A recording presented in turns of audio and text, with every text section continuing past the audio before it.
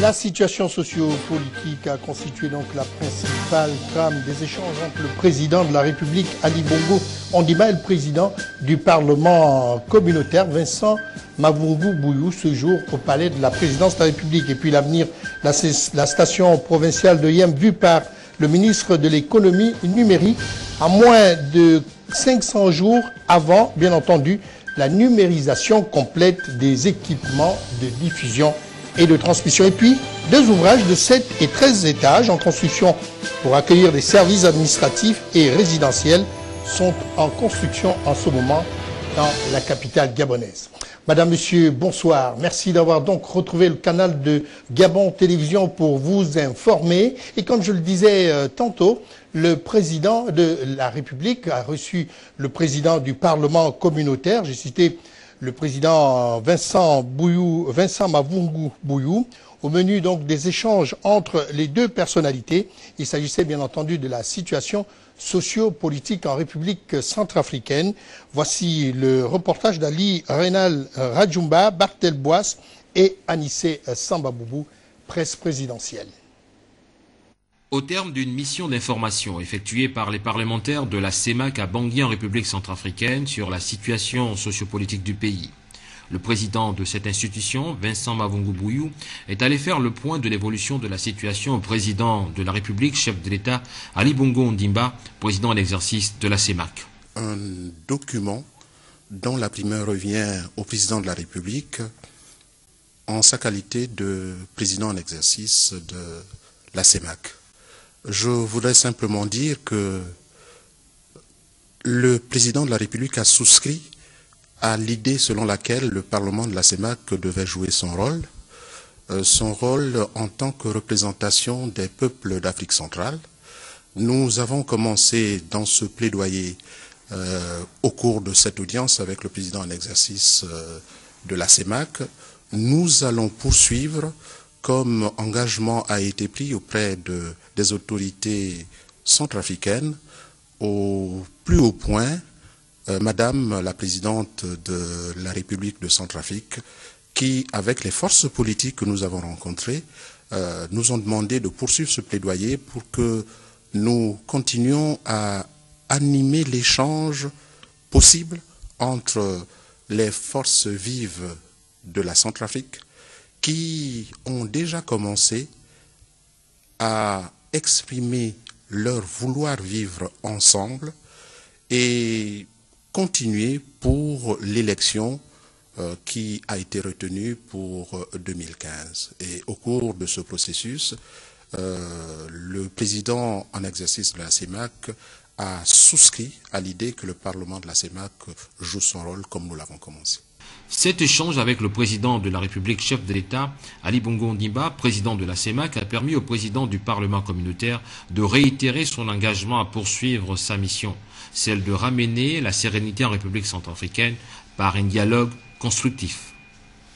Nous quittons donc la présidence de la République pour la primature, là-bas où le professeur Daniel Ona-Ondo, Premier ministre, chef du gouvernement, a reçu la première visite donc, du président du Conseil national de la communication, j'ai cité Jean-François Ndongo, au cœur donc des échanges entre les deux hommes. Le fonctionnement justement du Conseil national de la communication, organe de régulation de la presse et de promotion de la démocratie dans notre pays. On va retrouver l'équipe donc de presse de la primature, Claudette Richon, Olivier Antonio Dibal et Alain-Serge Eyene. Nommé presque au même moment aux fonctions respectives de Premier ministre, chef de gouvernement et du président du Conseil national de la communication, professeur Daniel Ona-Ondo et Jean-François Ndongo ne s'étaient pas encore rencontrés pour parler des institutions républicaines qu'il dirige. Je venais lui faire mes civilités et présenter l'institution qui est le Conseil national de la communication, puisque, comme vous le savez, depuis un certain temps, on parle de revisiter le code de la communication. C'est un chantier que le gouvernement va mener et certainement présenter cela au Parlement. Nous qui sommes en charge de la régulation de ce secteur, nous avons quelques idées à suggérer au gouvernement. Constitutionnellement indépendant, neutre et autonome, le CNC surveille le fonctionnement des médias, d'où la problématique du statut des organes de presse évoquée par les deux personnalités. Ce sont des entreprises de presse qui ont quelques préoccupations, notamment les coûts d'impression. Ce sont des entreprises qui ne sont pas rentables. Le chiffre d'affaires de certaines entreprises ne couvre pas en totalité les charges. Donc nous avons décidé de travailler ensemble pour non seulement améliorer le cadre où exercer les entreprises de presse, mais également encadrer la profession. La presse et la démocratie sont intimement liées dans un état de droit. Mais cette presse a le devoir de responsabilité. C'est le rôle de la presse d'informer la population sur les activités que le gouvernement mène. Si un ministre, un membre du gouvernement n'a pas rempli correctement sa tâche, il est aussi du devoir de la presse de dire que tel n'a pas rempli sa tâche. Mais ça doit s'arrêter sur des formes tout à fait objectives. Nous avons l'obligation de préserver la dignité de tout homme, membre du gouvernement, citoyen lambda. Ce qu'il faut reprocher, ce qu'il faut regretter, c'est que parfois ça vole un peu bas. La rencontre entre le Premier ministre et le président du CNC se tient 3 jours après la célébration de la Journée internationale de la liberté de la presse. Outre le président du Conseil national de la communication du Gabon, le Premier ministre, chef du gouvernement, a également échangé sur des problèmes d'investissement et bien entendu des opportunités d'affaires dans le cadre des liens de coopération qui lient le Gabon avec 2 pays du Golfe, à savoir le Royaume d'Arabie Saoudite et l'État du Koweït. Je ne vous en dis pas plus, voici le compte rendu de l'équipe de presse La Primature. J'ai cité Claudette Ewara-Richon, Olivier Antonio et Serge Ayene. Outre les civilités d'usage, le diplomate saoudien, Excellence Adnan Al-Mandil, a examiné avec le Premier ministre, professeur Daniel Onaondo, les différentes possibilités pour renforcer la coopération bilatérale, notamment économique, entre Libreville et Riyad. J'ai pris l'opportunité de discuter avec son Excellence les opportunités d'investissement qui ont pour objet de renforcer les relations qui existent entre nos 2 pays. J'ai transmis un message à son Excellence comme quoi les hautes autorités saoudiennes du gouvernement d'Arabie Saoudite, ces autorités accordent une place importante en renforcement des liens qui existent entre l'Arabie Saoudite et la République gabonaise.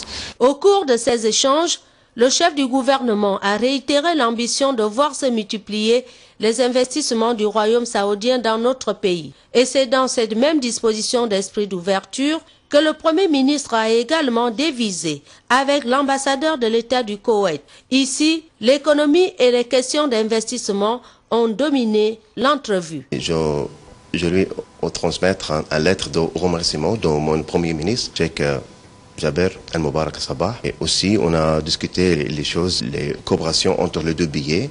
Et son Excellence, le Premier ministre de Gabon, a confirmé et m'a donné la détermination de la gouvernement gabonaise pour les bien coopération avec les 2 pays. Et notre participation de Koweït, le Gabon émergent 2025. Qu'il s'agisse du Royaume d'Arabie Saoudite ou de l'État du Koweït, les autorités gabonaises souhaitent intensifier la coopération avec ces pays dans divers domaines encore non exploités. Message bien reçu par les hôtes du professeur Daniel Onaondo qui ont promis jouer un rôle capital afin de s'arrimer au contexte de développement national du moment. On va au palais Omar Bongo Ondimba, donc du Sénat là-bas, où Madame Francine Rose Rogombe, qui est elle le président de cette institution, a reçu le président de la Cour de cassation.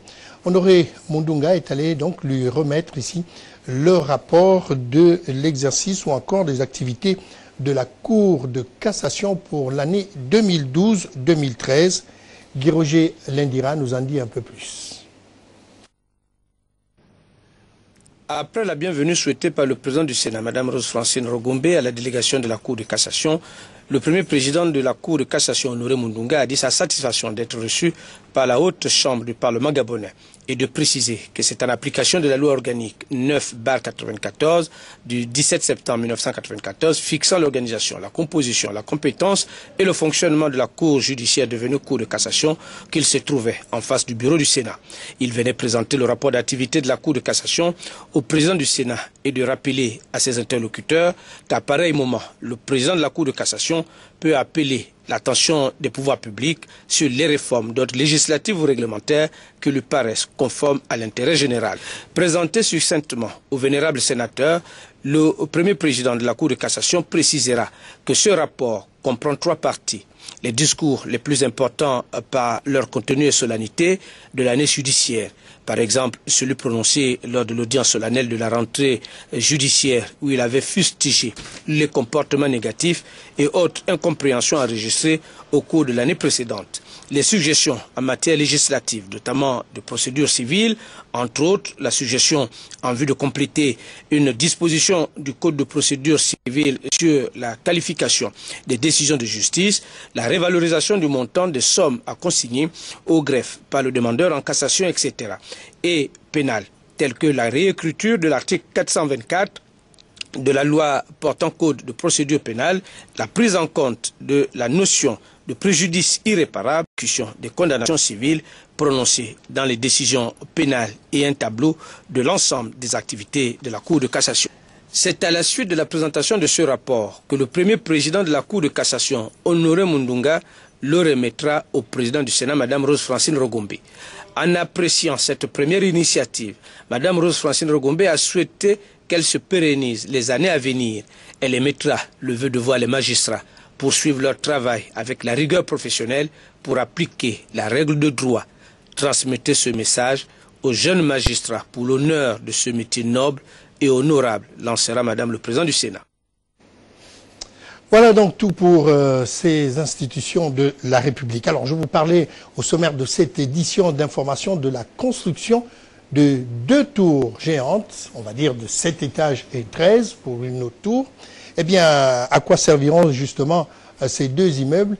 Bien entendu, pour recevoir les services administratifs et résidentiels. Donc, eh bien, tout ceci, l'État gabonais donc entend donner plus d'efficacité à son administration. Je ne vous en dis pas plus. On va découvrir tout cela avec Jean-Raoul Mbadinga.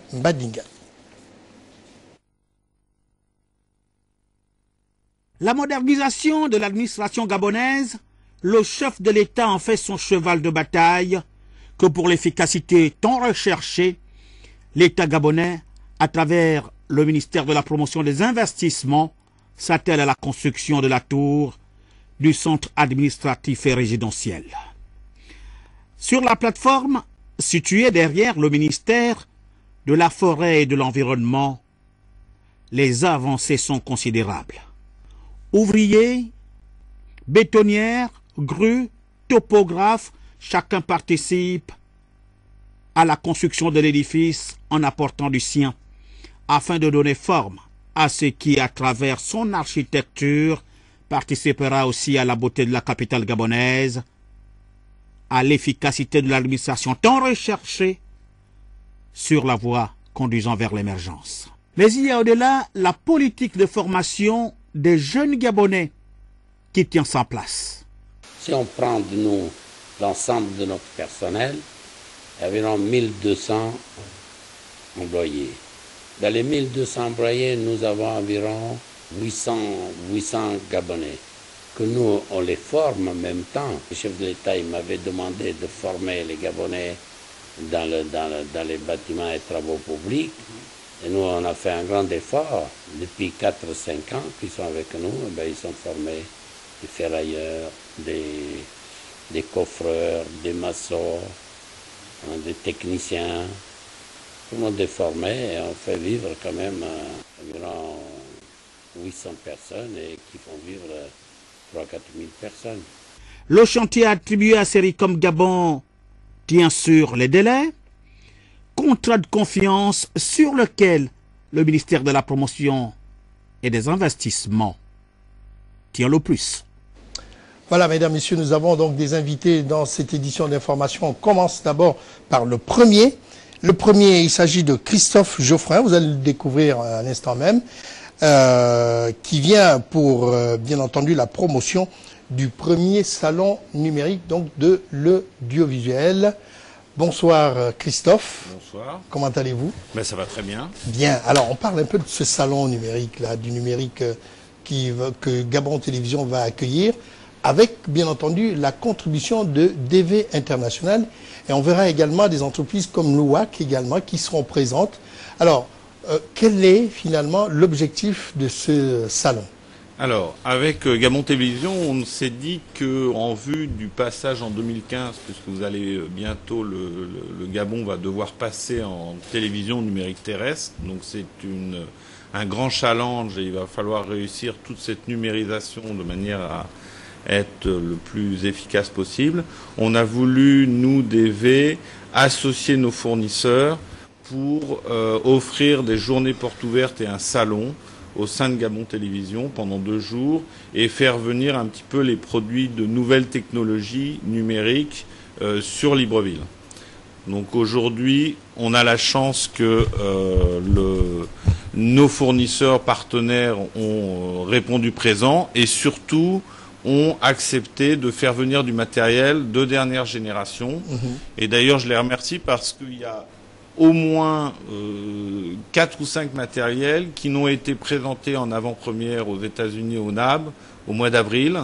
Et pour l'instant, personne ne les a vus, même pas en Europe. Et donc là, le Gabon va être bénéficiaire donc, pour la première fois au Gabon. Tout à fait. Ça veut dire c'est entre États-Unis et ensuite Gabon. Donc là, on est sur des choses qui vont être très performantes. Alors, Christophe Geoffrin, pourquoi le Gabon d'abord? Pourquoi vous avez choisi le Gabon pour cet exposé de matériel? Alors, DV International travaille depuis maintenant une quinzaine d'années avec le Gabon. On a des liens forts avec Gabon Télévision et avec tous les acteurs de la place, les chaînes privées, les sociétés de production.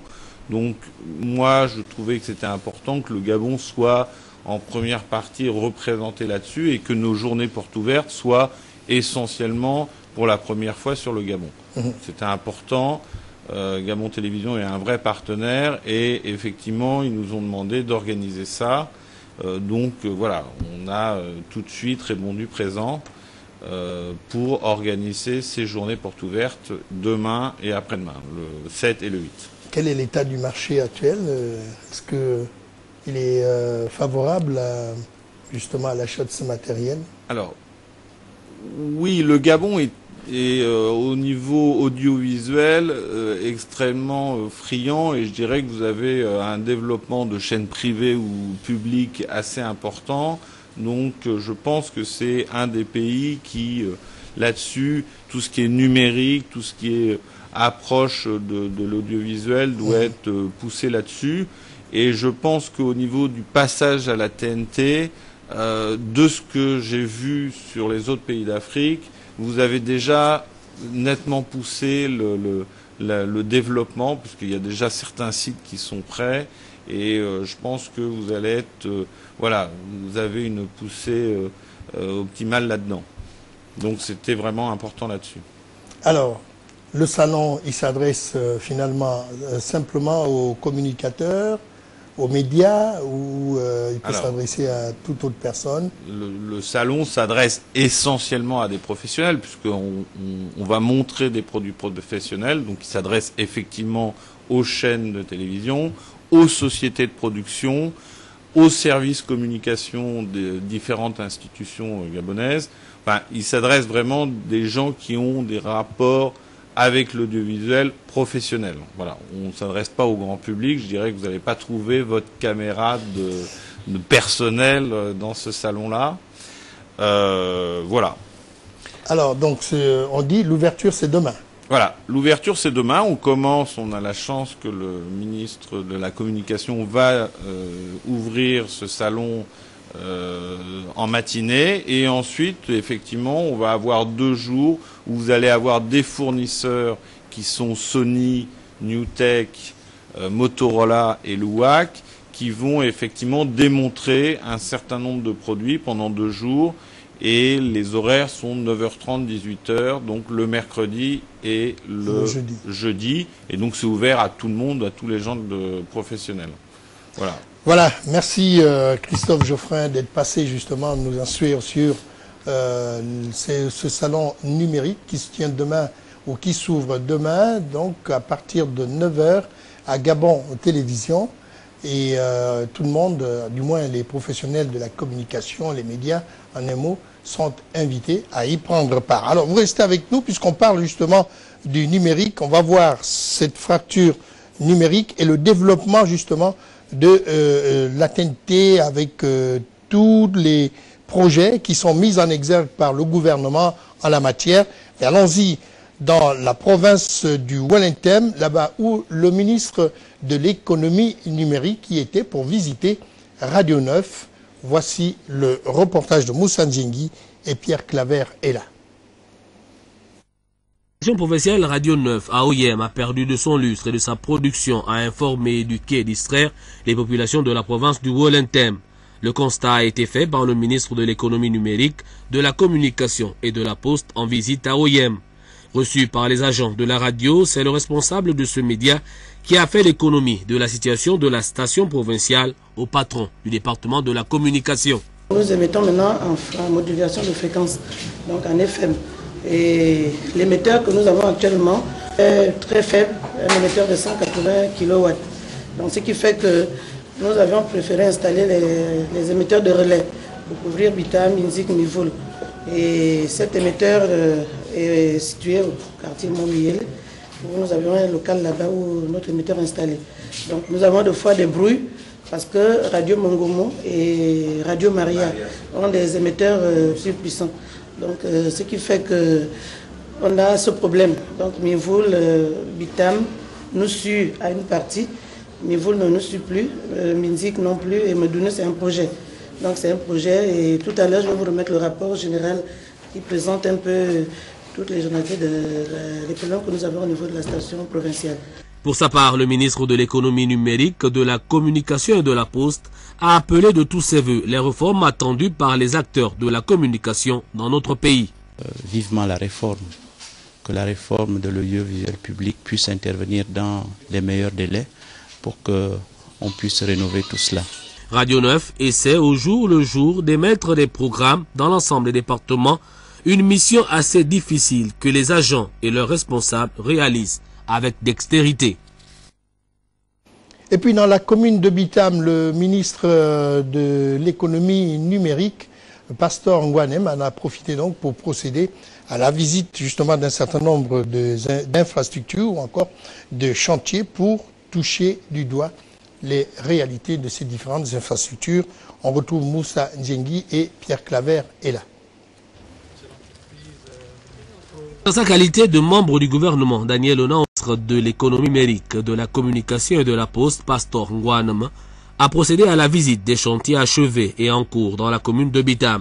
Du centre de santé au gymnase de Bitam en passant par les travaux de réhabilitation de voiries coupées au niveau du marché, de la halte garderie au lycée de l'excellence, le ministre est allé s'enquérir du pourquoi les travaux pour certains ne sont pas arrivés à leur terme d'une part et pourquoi ceux achevés ne sont pas fonctionnels d'autre part. Les travaux se sont arrêtés. Ouais. Et l'entrepreneur est où? Il est reparti sur du Bobby. Vous vous êtes rapproché de lui? Oui. Il a dit qu'on lui avait donné un peu d'argent. Il est reparti relancer pour... il est reparti à Libreville pour relancer les paiements. D'accord. 20 août 2012, il a promis qu'il va régler ce problème-là. Bitam était divisé en deux depuis bientôt 10 ans. Il a dit, ici, on va faire ce que vous voyez. Depuis presque 1 an maintenant, les gens circulent. Bitam, on a rétabli la circulation et le lien physique entre ces deux parties qui étaient désormais divisées. Voilà. S'agissant des promesses faites par le chef de l'État en août 2013, la voirie coupée a été réhabilitée, de même que la nouvelle préfecture et le logement du préfet pour la restauration de l'autorité de l'État. Le chef de l'État Ali Bongo Ndimba et son gouvernement sont à pied d'œuvre, n'oublient pas ces travaux et vont s'atteler à les terminer. Alors vous voyez qu'au cours de notre visite, il y a des chantiers qui ont connu une évolution notable. Par exemple, le lycée, Il y a le chantier de l'hôpital où également il y a une évolution, mais où des choses restent à faire. Mais vous avez vu également que le chef de l'État, Ali Bongo Ndimba, le 20 août 2012, s'était engagé à relier les deux parties de la ville qui étaient depuis 10 ans distendues. Ça a été fait. Vous avez vu aussi qu'en 2009, le chef de l'État s'était engagé à rétablir l'autorité de l'État dans presque toute la province du Volendam. Les chantiers relatifs au logement des préfets, des gouverneurs, sont en voie de finition. Là aussi, c'est quand même quelque chose qu'il faut reconnaître. En marge des voiries de certaines artères de la ville qui ont pris un coup, beaucoup de chantiers visités par le ministre avancent. C'est par le lycée d'excellence que s'achève cette visite du ministre de la Communication sur les chantiers de la commune de Bitam. Si dans certains chantiers beaucoup reste à faire, pour la plupart ils sont arrivés à leur terme et cela prouve la matérialisation de la promesse du chef de l'État faite aux populations de Bitam. Depuis la commune de Bitam, Moussa Ndiengiboussou, Pierre Clavrila pour Gabon Télévision. Voilà, merci donc à Moussa et avec ce beau vent de Bitam qu'il a donc ramené avec lui.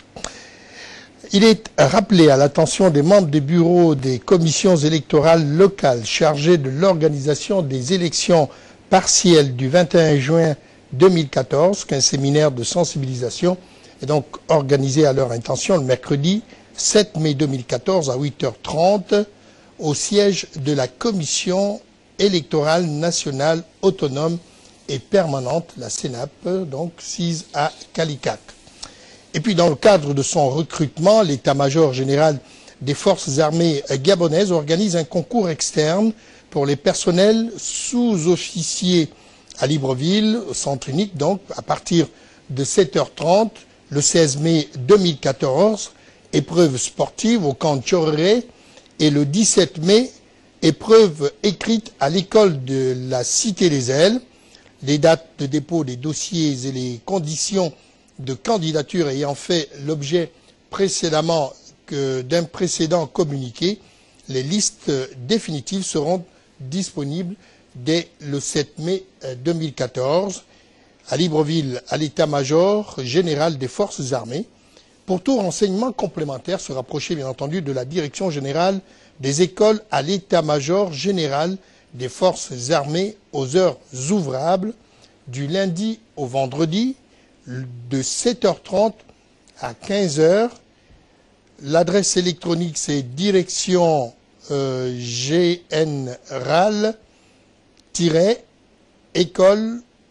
au pluriel @yahoo.fr. Tout ceci en minuscule. Effort consenti et unifié pour une prise en charge globale des orphelins, c'est le thème donc qui a émaillé la journée mondiale des orphelins. Nous vous proposons donc un extrait justement du discours du ministre de la Prévoyance sociale et de la Solidarité nationale. J'ai cité Brigitte Mba-Anguilé. Le thème national est effort concerté et unifié pour une prise en charge globale des orphelins. Mesdames et messieurs, cette journée consacrée aux orphelins du VIH-Sida concerne les enfants qui ont perdu un ou leurs deux parents à cause du VIH-Sida. Cependant, pour notre pays, cette journée est également l'occasion de s'adresser à tous les orphelins, toutes causes confondues, afin d'éviter ainsi le rejet, la stigmatisation et la discrimination. À l'occasion de la célébration des 20 années de la Convention relative aux droits de l'enfant appelée CDE, que notre pays a signée et ratifiée, l'UNICEF a eu à montrer qu'à travers le monde, 145 millions d'enfants ont perdu un parent ou les deux, toutes causes confondues.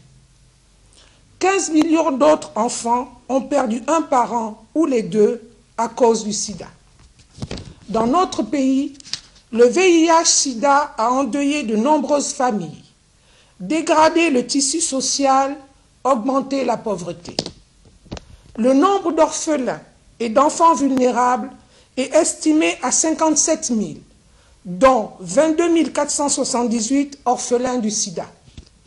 Cette situation, qui représente un défi social majeur, entrave les efforts du gouvernement de la République dans sa quête d'un avenir protégé pour chaque enfant de notre pays.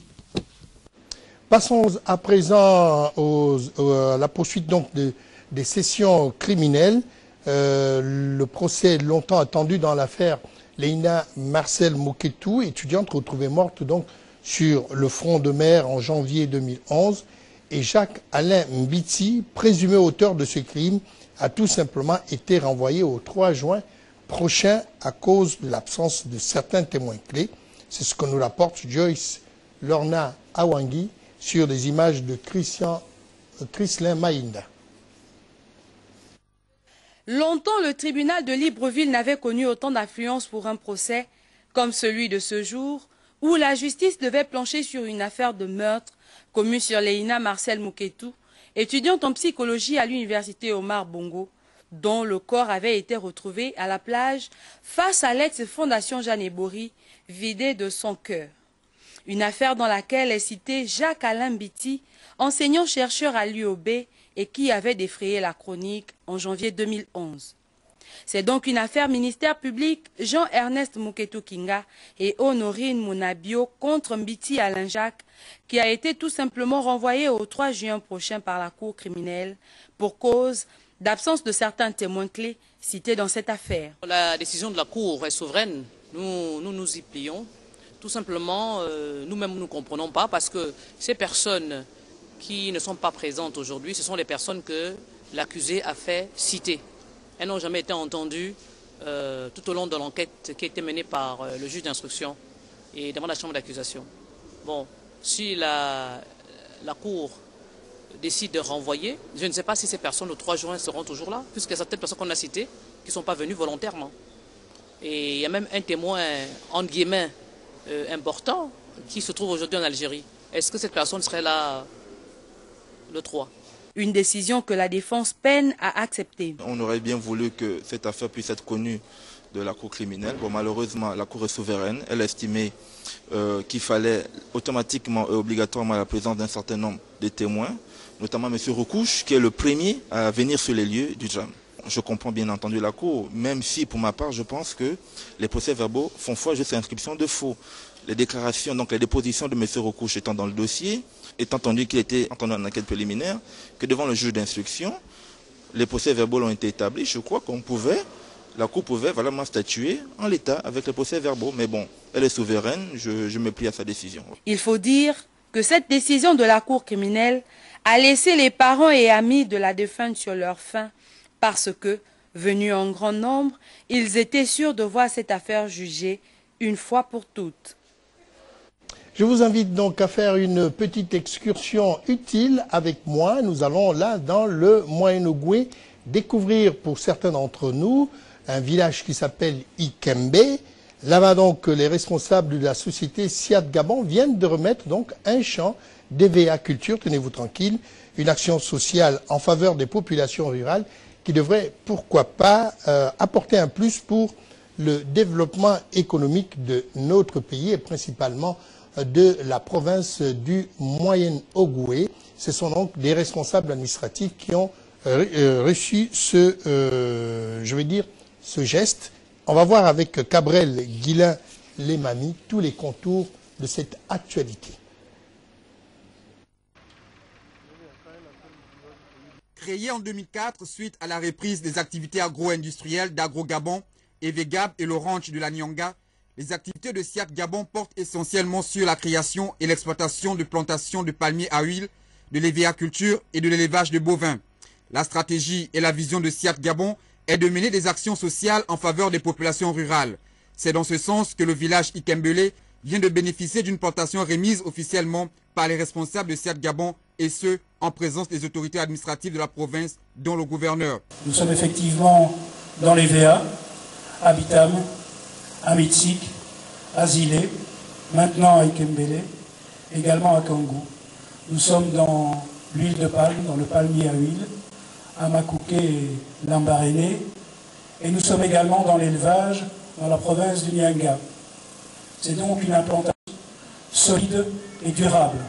Un apport de plus qui fait de SEAT Gabon l'une des entreprises industrielles et commerciales les plus dynamiques au Gabon. Ce projet s'inscrit à la fois dans l'accomplissement du pilier Gabon vert et du nouveau pacte social du président de la République et du gouvernement. Et le gouvernement gabonais, par le truchement du ministre en charge de l'économie, vient de signer le 20 février 2014 une convention de cession entre l'État gabonais et la société SEAT Gabon. Elle définit les devoirs et les obligations aussi bien du cédant qu'est l'État, que le repreneur, qu'est la société SEAT Gabon. Au cours de cette cérémonie, la technique de la saignée de l'EVEA a été présentée à l'assistante par le directeur général de SEAT Gabon. C'est un potentiel qui nous permet de faire vivre la société pendant une trentaine d'années. Si on boucle l'écorce le plus rapidement possible, la durée de vie de l'exploitation va se réduire. Donc, d'où la nécessité de consommer l'écorce selon un critère. C'est en fonction de la fréquence de la disponibilité de la main-d'œuvre. Aussi, le rituel de bienvenue a été effectué par le chef du village d'Ikembele, histoire de souhaiter plein succès aux activités de SEAT Gabon dans cette partie de notre pays.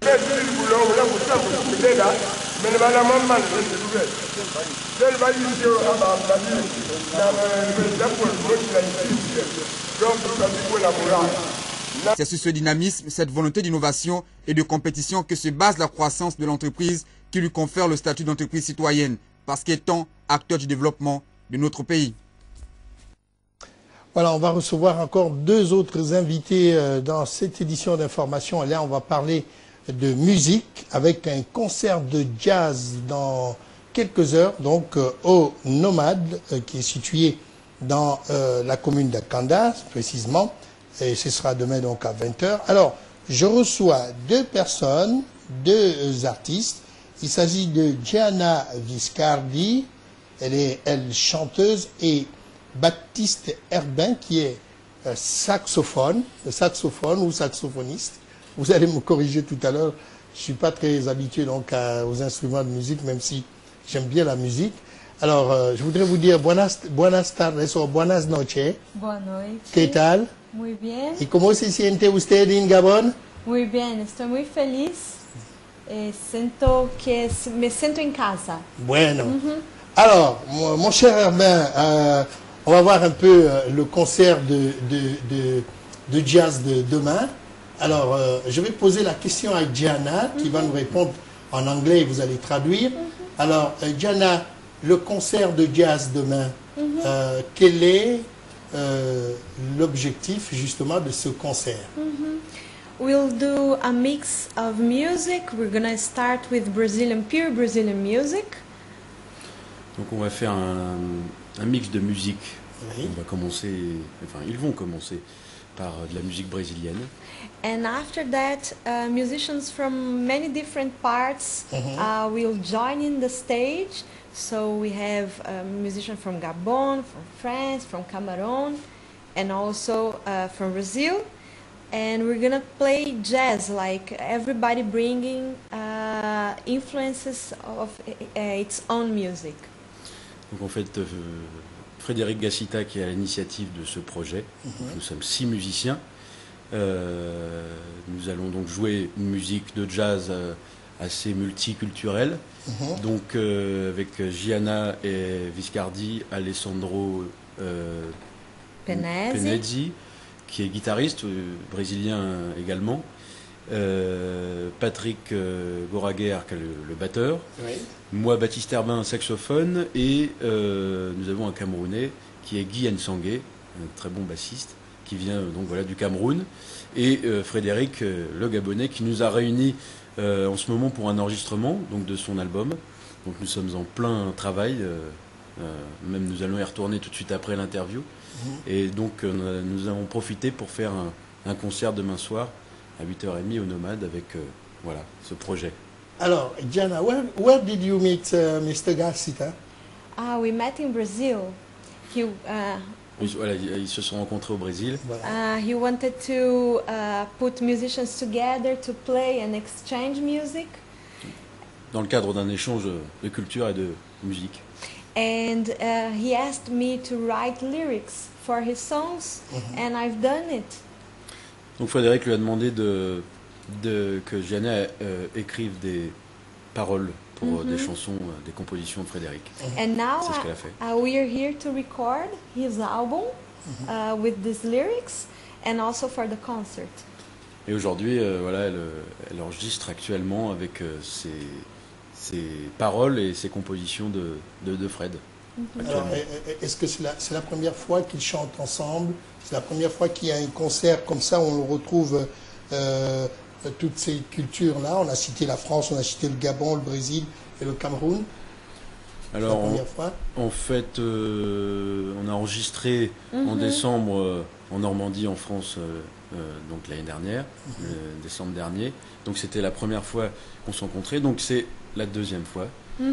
Et la première fois aussi pour nous deux que nous venons au Gabon. Et donc je crois que oui, tous ces musiciens se sont rencontrés. C'est la deuxième fois qu'on se rencontre tous. Mais Frédéric connaît déjà le bassiste et le batteur depuis un moment. Voilà, on se connaît chacun de différents projets de Frédéric. Et là, on se retrouve. Voilà, Frédéric nous a appelés pour de faire cette réunion internationale, je dirais. Bien, le Brésil et le Gabon, c'est à peu près les cultures, du moins des similitudes au niveau des cultures, n'est-ce pas? N'est-ce pas, Gianna? Oui, c'est vrai. Voilà. Bien, alors, Baptiste, vous allez nous dire, est-ce qu'il y a un droit d'entrée à ce concert? Alors je ne sais pas, parce que je crois qu'il y a des invitations, mais moi je n'ai pas eu beaucoup d'informations en fait. Mais je crois qu'il y a, voilà, par exemple la communauté brésilienne est invitée à venir. Je pense que Frédéric aurait mieux parlé que moi, mais vu qu'il est en plein enregistrement, c'est un peu compliqué. Mais voilà, c'est au Nomade à 8h30. Alors Gianna, on va vous demander de parler en portugais pour inviter, para invitar las brasilianos. Claro. Sim. Sim. Gostaria de convidar a todos para o show de amanhã no Nomad Hotel. Vai ser uma noite de celebração de música brasileira, mas também de encontro multicultural. Vamos tocar músicas tradicionais brasileiras, antigas, e também composições modernas nossas misturadas com jazz. Estão todos convidados. Alors, Baptiste, rapidement, vous êtes français. Les Gabonais vont vous entendre également, vont vous écouter. Oui. Et la communauté française et tous ceux qui parlent français, peut-être que vous pouvez les inviter justement à ce concert. Alors voilà, demain soir au Nomade à 8h30, venez écouter le Frédéric Gassita Sextet, donc une création en tout cas inédite avec Brésil, Cameroun, France et j'espère à demain. Voilà. Voilà, notre devoir c'est justement de mettre en lumière toutes ces belles choses, surtout cet art qu'est le jazz et qui, ma foi, façonne également la vie de tout un chacun et qui intéresse également les Gabonais puisque c'est une musique qui est très écoutée et donc nous allons pouvoir vous demander de venir bien entendu en solidarité à nos artistes donc, et principalement à Frédéric Gassita qui sort donc de bonnes sonorités jazzy et on se retrouvera certainement demain à l'hôtel Nomade à 20h et quant à moi je vous dis merci d'être passé, encantado de conocer vosotros y hasta más ver si Dios le quiere. Sí, bueno, donc si Dieu le veut, on se reverra prochainement. Baptiste, merci encore. Puis on se retrouvera certainement à l'hôtel Nomade pour écouter vos sonorités. Bien, pour la fin de cette édition d'information, vous restez avec nous. Juste le temps de rappeler à l'attention des membres du bureau des commissions électorales locales chargées de l'organisation des élections partielles du 21 juin 2014 qu'un séminaire de sensibilisation est organisé à leur intention le mercredi 7 mai 2014 à partir de 8h30 au siège de la commission électorale nationale autonome et permanente, la Sénat, 6 à Calicac. Et puis, dans le cadre de son recrutement, l'état-major général des forces armées gabonaises organise un concours externe pour les personnels sous-officiers à Libreville, donc au centre unique, à partir de 7h30 le 16 mai 2014, épreuves sportives au Camp Tchoréré et le 17 mai 2014, épreuves écrites à l'école de la Cité des Ailes. Les dates de dépôt des dossiers et les conditions de candidature ayant fait l'objet d'un précédent communiqué, les listes définitives seront disponibles le 7 mai 2014 à Libreville, à l'état-major général des forces armées. Pour tout renseignement complémentaire, se rapprocher de la direction générale des écoles à l'état-major, major général des forces armées aux heures ouvrables, du lundi au vendredi de 7h30 à 15h. L'adresse électronique, comme je le disais, direction gnral-8 école@yahoo.fr, tout en minuscules. Madame, Messieurs, nous vous avons présenté le journal. Merci de nous avoir suivis. À demain, même heure.